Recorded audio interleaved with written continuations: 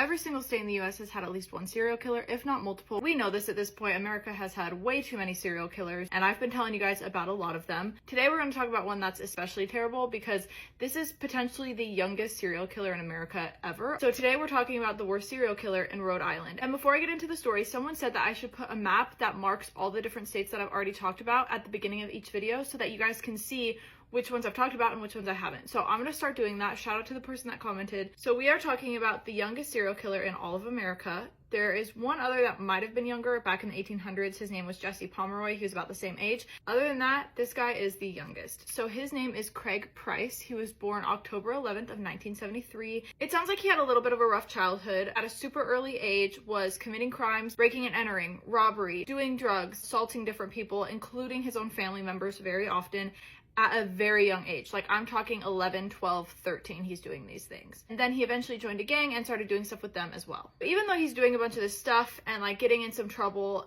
the community itself wasn't necessarily aware of everything he was doing at this point. And he kind of just seemed like a little bit of a troublemaking kid, but not like a bad kid. He also was kind of funny, a little rowdy, but like he seemed just kind of full of life and like a playful, little bit of a mischievous kid. So people really did like him even though he was getting in some trouble. But again, they just didn't know how bad it was at this point. So we know on July 27th of 1987, when he was only 13 years old, he went to a house that was only 2 houses away from where he lived. So a house in his neighborhood. He had been looking in this woman's window. He'd been kind of like peeping in on her before. And he walked to her house. And this time, instead of just peeping through the window, he broke in. When he broke in, he took a knife from the kitchen and he stabbed the woman inside. And again, he had been watching her for a little bit. So this was a premeditated murder. And that's horrifying for anyone to do. But a 13-year-old is especially like horrible. So the woman inside, her name was Rebecca Spencer, and she was only 27 years old. And obviously it's terrible that he killed her and stabbed her. Like, what 13-year-old is doing that? But it gets even worse when you find out that he stabbed her 58 separate times. I don't know if everyone knows this. If you listen to true crime and stuff like that, you might.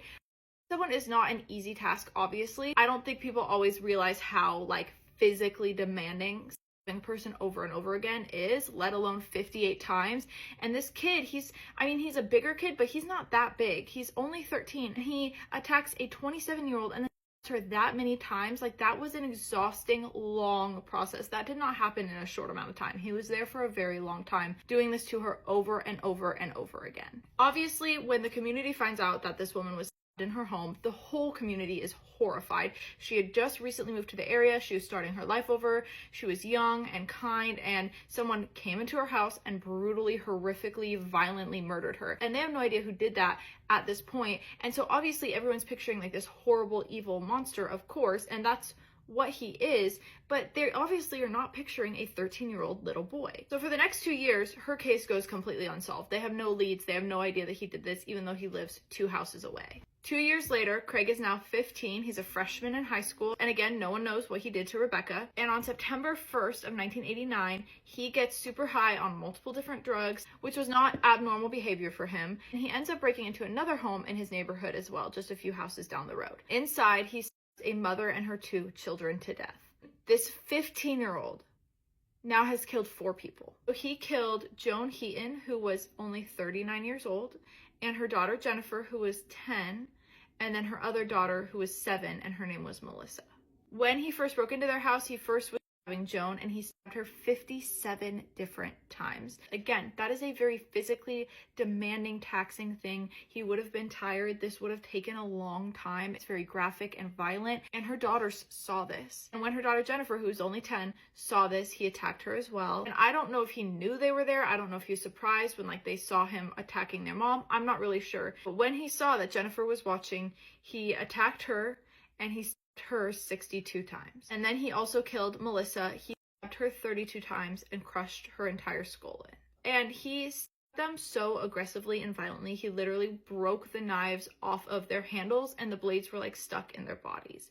So again, just a level of rage and violence that I really can't comprehend any human would have, but for a child to have this is just like mind-blowing, honestly. When he was caught a little while later, right before he had turned 16, he showed absolutely zero remorse. Like, he did not care at all. In fact, if anything, he almost was happy about the whole thing. He wasn't fazed by the severity and the weight of what he just did. He seemed proud of it. And he even said that he was very motivated by the fact that people were racist. And he says that at one point when he was younger, a group of white men tried to chase him down in a car. They started calling him racial slurs, and they chased him down in a car and tried to run him over because he was black, which is horrible. No child should ever have to endure that. He says that this was when he first wanted to kill someone. In that moment, he wished he could have killed those guys. And after that, it kind of manifested, and he felt very bitter, of course, to a lot of white people. And then he ended up attacking white people and saying it was motivated mostly by that experience, even though the people he attacked and killed had nothing to do with that specific incident that he experienced. He was arrested right before his 16th birthday. He was tried and convicted as a minor, but many people were very upset by this because that meant his prison records would be sealed when he was released. Because he was tried as a minor, he was going to be released at 21. Even though he's 4 people, and not just once, not in self-defense, over and over and over and over again. Clearly, he was violent and dangerous and wanted to inflict as much harm as possible. Also, something else that the autopsies discovered was that he was biting his victims and actually bit one of his victims in the face. And they think it was while she was still alive. Obviously, people are pissed. They don't want him getting released at 21. And this case actually led to changes in state law that would make it so that juveniles could be tried as adults. But obviously, because that was a change that happened after this case, he was able to be released at 21. And he said, before he turned 21, he said that if he was released, he was going to make history. And he has been so scary and violent already. What does that look like if he has big plans for when he gets out? That's terrifying. People are obviously very terrified and concerned if he gets released when he turns 21. But due to his behavior and a series of crimes he committed in prison, he stayed incarcerated. In prison, he was charged with contempt, extortion, assault, violating probation for fighting all the time. This all added up to another 10 to 25 years on his sentence, depending on how he behaved over the next few years after the charges. In March of 2009, his parole was denied, but they set his release date for May of 2020. Over the years, as he is in prison, he is getting more and more violent and fighting even more. And in 2009, he got in a prison fight with another inmate, and when the officers tried to break it up, he stabbed a corrections officer with a shiv, and then it sounds like at another point, or maybe in this instance, it wasn't quite clear, he also tried to bite someone else's finger and maybe bit it off. And after the shiv incident, he ended up getting transferred, and then in 2017, he stabbed a fellow inmate with a 5-inch homemade knife and was sentenced to another 25 years for that. And so fortunately, he never got out at 21, and he probably will stay in prison until 2050, if not longer, because of his behavior. Hopefully he never gets out, because he is a very scary dude, and he clearly cannot help but be very violent. And again, he said he would make history if he got out. Sounds like they are not planning on letting him out, but there is still a chance, and that's terrifying.